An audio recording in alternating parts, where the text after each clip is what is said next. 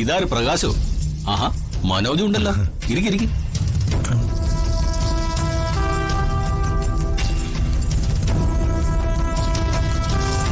ഇന്നത്തെ ജോലികളൊക്കെ ഒതുക്കി ഞാൻ വീട്ടിലേക്ക് പോവാൻ തുടങ്ങിയായിരുന്നു.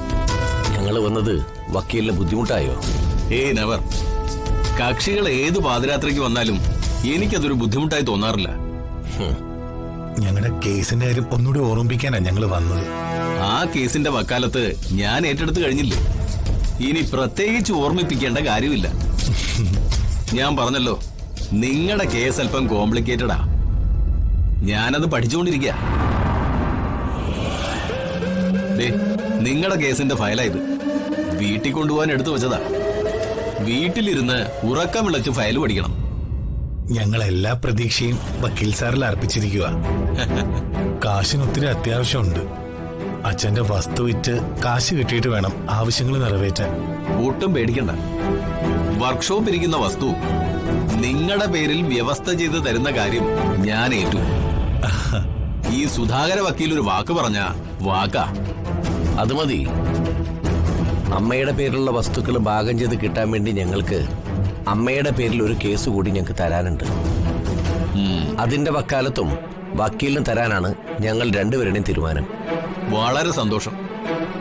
നമുക്ക് ആ കേസ് നടത്താം. കോടികൾ ആസ്തിയുള്ള കോവിലകത്തെ അംഗമാണ് ഞങ്ങളുടെ അമ്മ ചന്ദ്രികാവർമ്മ.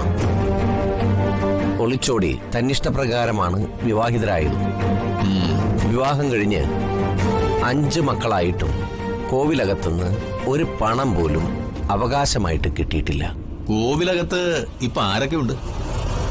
കോവിലത്തെ കാരണവരും അമ്മയുടെ അച്ഛനുമായ ദാമോദരവർമ്മ ഞങ്ങളുടെ മുത്തശ്ശനാ. അദ്ദേഹം ഇപ്പൊ കിടപ്പില്ല. ഞങ്ങളുടെ അമ്മാവൻ അശോകവർമ്മ, പിന്നെ അദ്ദേഹത്തിന്റെ ഭാര്യയും.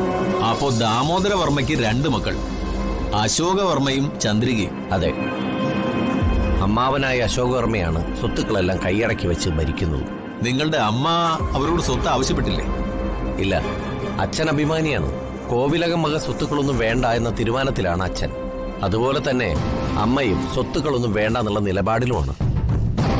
ഞാനൊരിക്കലേ അമ്മാവനെ പോയി കണ്ട് സ്വത്തിന്റെ കാര്യം സൂചിപ്പിച്ചതാ.